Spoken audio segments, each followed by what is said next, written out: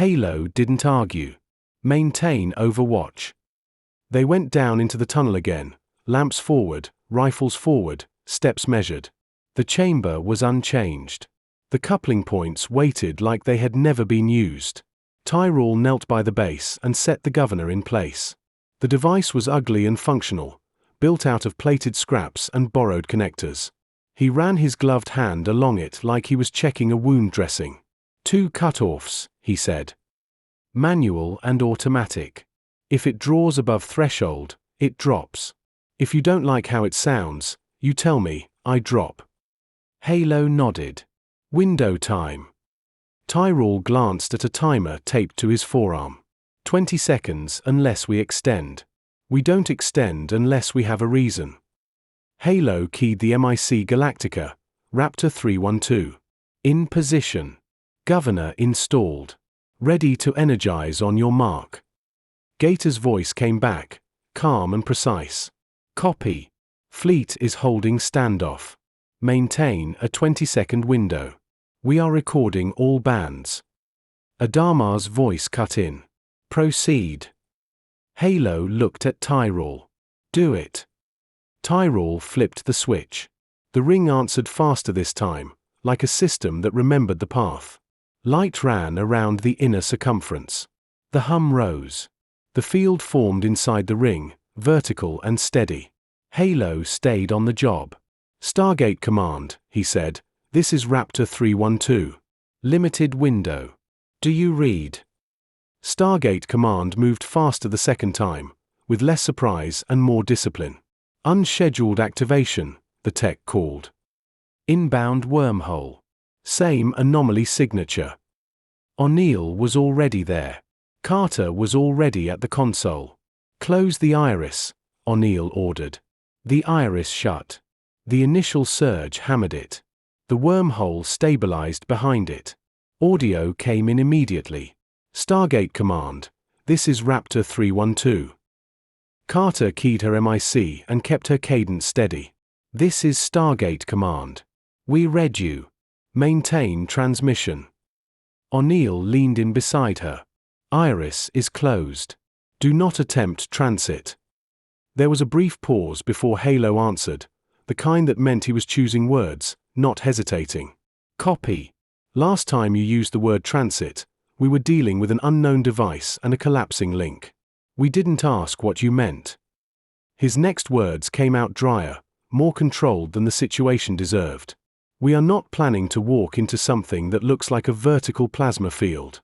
What is this device supposed to be, and what exactly do you mean by transit? Carter didn't hesitate. It's called a Stargate. When it's active, it can be used as a passage. We're keeping our iris closed so nothing physical can come through. Stay clear of the field, and do not try to use it as a doorway. O'Neill's voice stayed flat. If you treat it like a door, you're going to get someone killed. Don't. Halo came back without argument. Understood. O'Neill cut in before Carter could keep going. Before we do anything else, we need a way to know we're talking to the same people next time. We use authentication codes. Carter kept it simple. A changing phrase. We give it, you repeat it, and next contact it changes. Can you do that? Halo answered immediately. We can. And for what it's worth, we're asking the same question on our side. If this line can be hijacked, we need to know. O'Neill's tone didn't change. Good. Iris stays closed, and the code changes every time. Carter spoke into the MIC repeat exactly. Green line, black sky, hold the barrier. Halo repeated it cleanly. Carter logged it. It wasn't proof. It was a first step. Carter watched the stability curve sag. Your incoming power level is fluctuating. If the connection collapses, we can't hold it from this side. We understand, Halo said. We're holding short windows. Carter kept the next piece tight. You identified yourselves as the remnants of the 12 colonies of Kobol. We have no verified knowledge of those names. Nothing in our databases. Halo took it in without offense. Understood. Carter watched the stability curve tick down. Your window is closing. Copy, Halo said. Next interval. 12 hours by your count, Carter replied. 20 seconds only. The phrase will change. We copy, Halo said. Stargate command, thank you for answering. O'Neill leaned into the MAC. Don't mistake caution for friendship. Halo's reply carried no offense. We don't. The connection shuddered. The audio broke into static. Then the wormhole collapsed. Back under the dead moon, Tyrell cut power the moment the timer hit 20. The field vanished. The chamber went dark. He didn't relax. He pulled the cable, secured the governor, and started packing it like a hazard, not a tool. Halo keyed his MIC Galactica. Contact established. Authentication phrase exchanged. Their iris stayed closed. We only talked. Adama's voice came back at once. Anything else?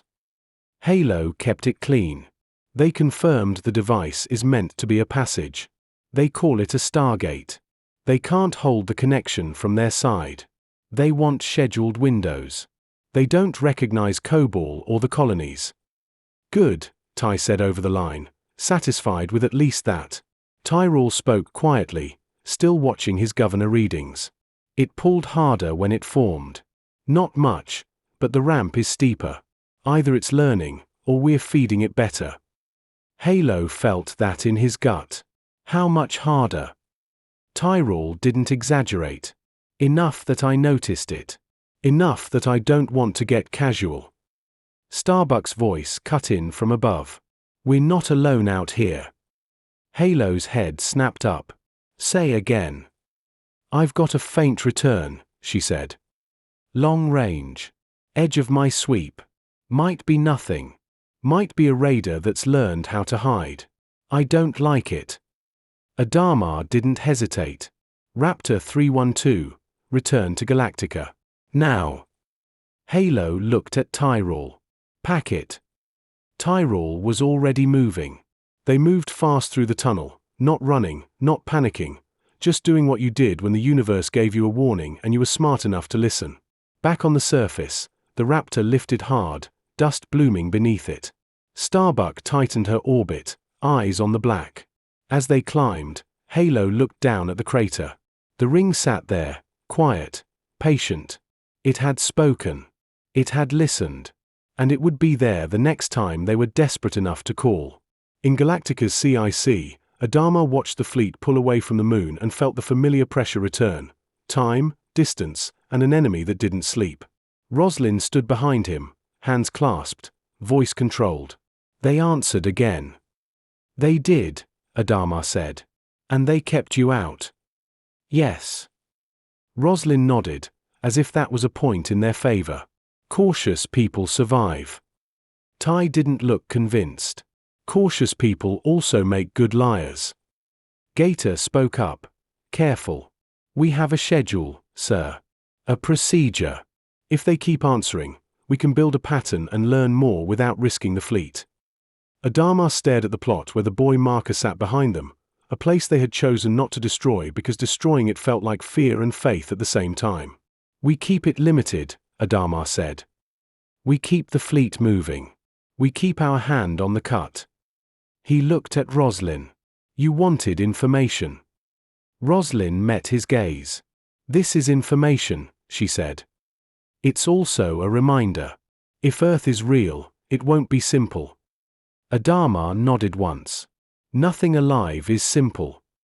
He turned back to the CIC, to the fleet, to the work. Set the next window, he ordered. And tell everyone the same thing. Gator looked up. Which is, sir? Adama's voice stayed level. We don't chase miracles. We test them. The fleet rolled back into the dark, carrying a scheduled 20 seconds of contact like contraband.